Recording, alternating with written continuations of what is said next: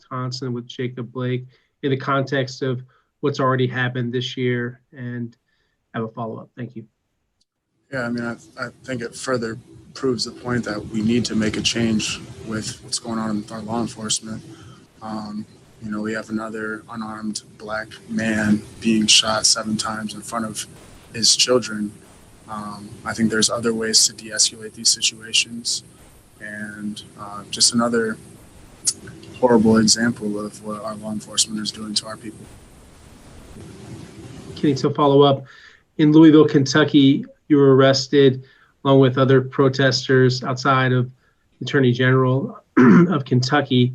Your message to him, and just your, if you could take us through that, what kind of happened and your takeaways from that experience. Thank you. Yeah, we went to Louisville to bring more attention to Breonna Taylor's case.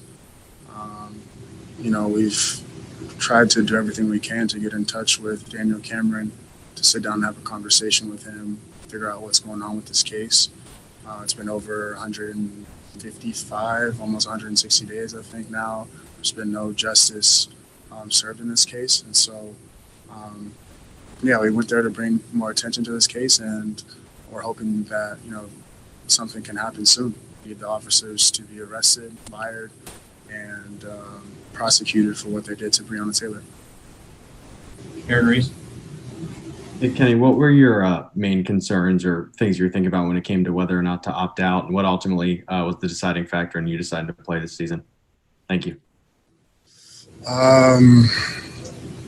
Obviously you think about, safety of yourself, safety of your family.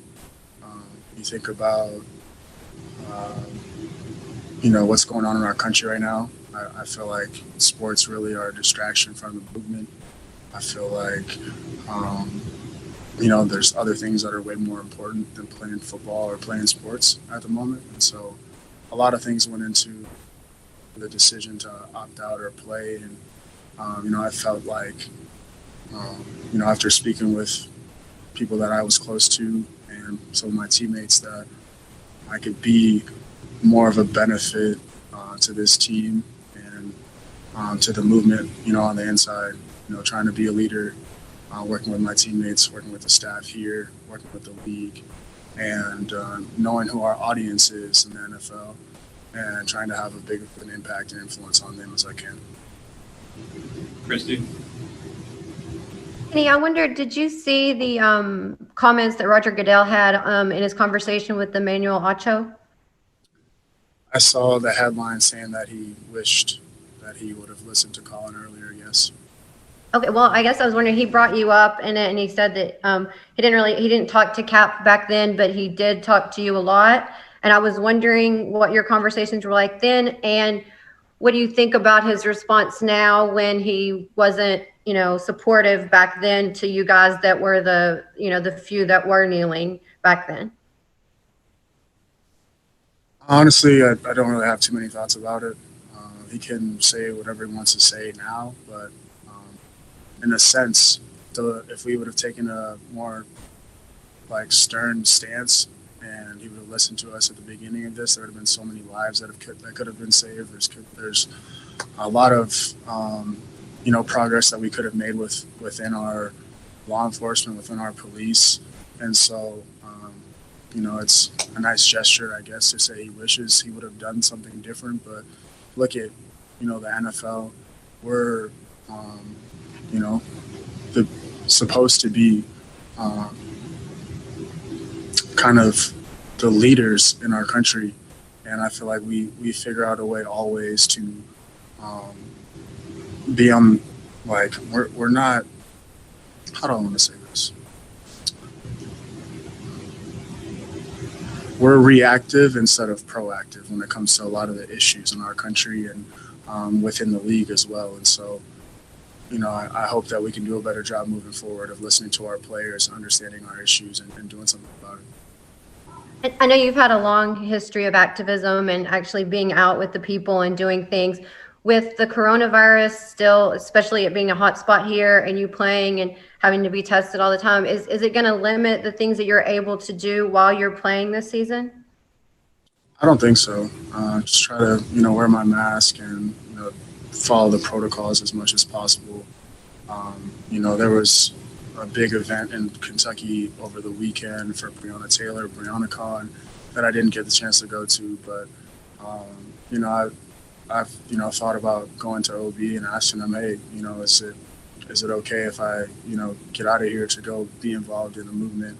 So it's not something that I'm really worried about. It's more just trying to find a balance between what we've got going here as a team and what's going on within the movement, understanding that we have our first game in 16 days, and I want to perform for my teammates, for the fans here, and represent myself in the best way possible on the field. Brandon?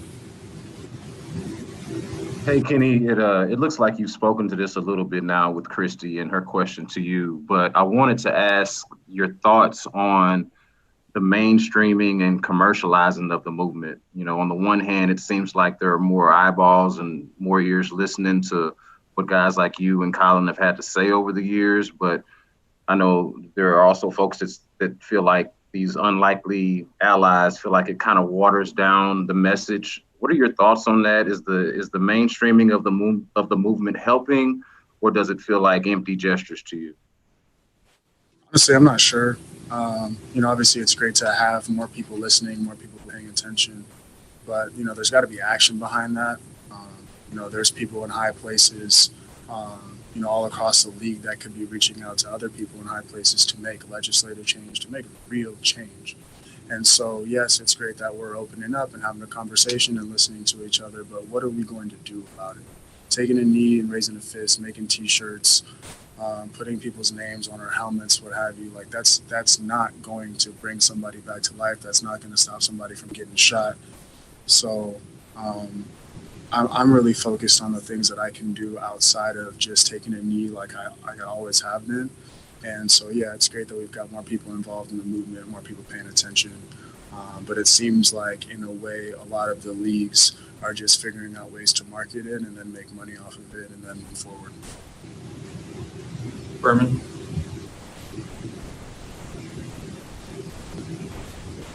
Kenny, this is our first chance to ask you about this. What did you think when you heard that Bill O'Brien says he's going to take a knee with you and your teammates during the national anthem this year?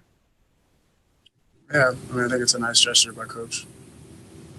But just like I said before, it's about, talking to Cal and talking to the other owners all across the league to see what they can do to really impact some type of change. Whether that's regarding our law enforcement and police, or whether that's regarding the conversation around reparations and what that looks like. There's like real things that we can be doing, tangible things that we can be doing here in Texas, in Houston. And so, yeah, I appreciate the gesture by Coach. But we need to be able to follow up with some action that is going to impact our communities. You met earlier this year with the police chief here, Art Acevedo. Is there anything, or could there anything be developing with what you're trying to accomplish with the police chief in Houston since y'all had that meeting? Yeah, I think it's continuing to really understand how the police unions work and function throughout our country.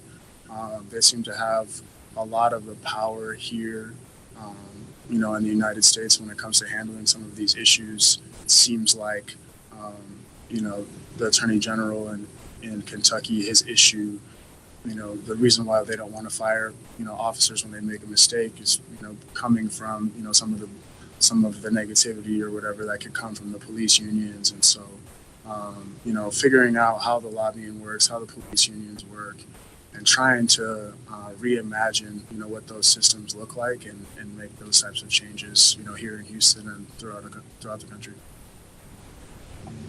Kim?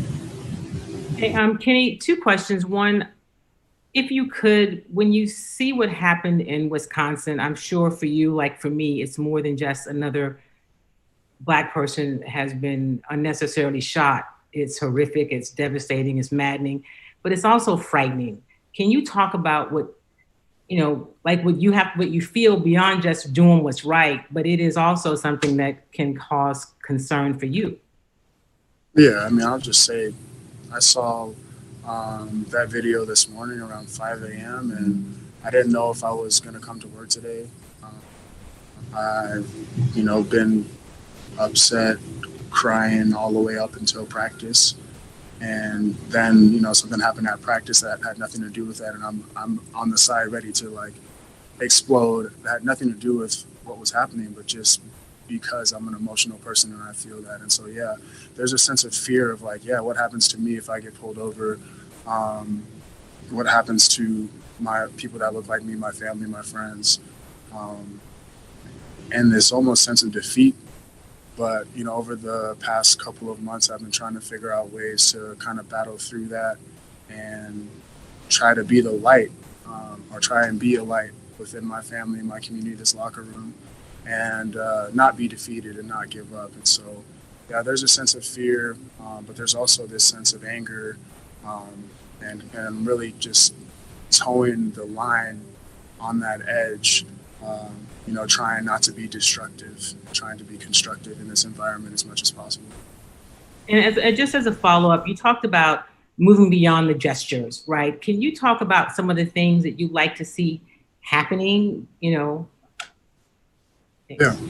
So I've been studying a bunch on reparations, trying to get in contact with Professor Sandy Darity and Professor Derek Hamilton. They've been working on a race-neutral type of reparations called baby bonds that I'm pretty interested in. But also, too, I think, it just starts with that conversation around our country being able to admit our wrongdoing.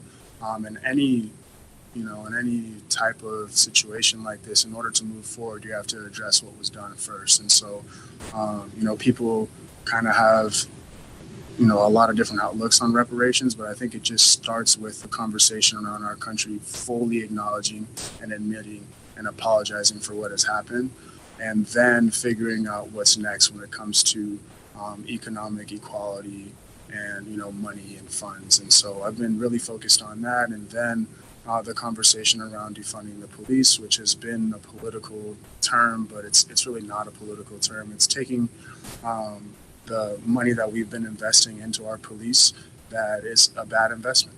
And I think as a capitalist society, we understand investments. And so if, we're putting money into police and they're not doing their job, then we've got to figure out a way to imagine other types of ways for us to protect our communities and serve our communities. And so really just looking in and diving deeper into those topics and figuring out ways that I can get involved, educate myself, and educate others. Thank you. Sarah? Kenny, the mic is blocking the bottom part of your shirt. I was just wondering if you could tell me what it says. Yeah, it says Breonna Taylor's killers are still police officers. Thank you. Yeah. One of the officers was fired. 3 of them are still working there in Louisville, Kentucky. And, it's a conversation that I think obviously can be had at a different time. But when we talk about defunding the police or, rearranging those funds, the conversation will also lead to this topic of mass incarceration and something that needs to be done about that. And so right now, I would say that we need to arrest the police officers that killed Breonna Taylor. But I would hope that at some point in time, we could reimagine what justice looks like in our country, because the system of mass incarceration is not working for us. And it also disproportionately affects, the Black community. So right now, we need to arrest the officers that killed Breonna Taylor, but I think in the future we'll have to start to think about our system of mass incarceration and reimagining justice as well. Brian Bearfield. Kenny, another part of social injustice is voter suppression. Have you been contacted by LeBron James and that group in order to help with voter suppression down in Florida? They paid for the fines of felons so they could be able to vote. And is there anything you plan on doing here to help with voter suppression that goes along in the state of Texas as well, Houston? Yeah, no, I haven't been contacted by LeBron's group. I'm actually working with an organization in Nashville that I've been close with, trying to help pay off some of the fines there so that people will be able to vote in Nashville. I haven't, been contacted or reached out to anyone here in Houston, just but I'm definitely, interested in working with people here in Houston around the topic of voter suppression, and trying to, do my best to encourage other people to, get registered and make sure they're out there voting. Aaron Wilson. Thank you. Kenny, while peacefully protesting outside of Daniel Cameron's home, they arrested you and 86 others, including some Houstonians like Trey the Truth. And they initially charged you all with felonies for a peaceful protest. Your thoughts on that? They withdrew that charge, but the misdemeanors, I believe, remain pending. What's your thoughts on kind of what a lot of people have called overcharging in this? Yeah. The felony charge in my mind was to try and, make a statement to us, but also was a way for them to keep us in jail for longer. We ended up being in handcuffs and within the system for 17 hours. And so, for a minor offense, you'd be in and out. But I think, they were trying to send a message to us, for us being on his property.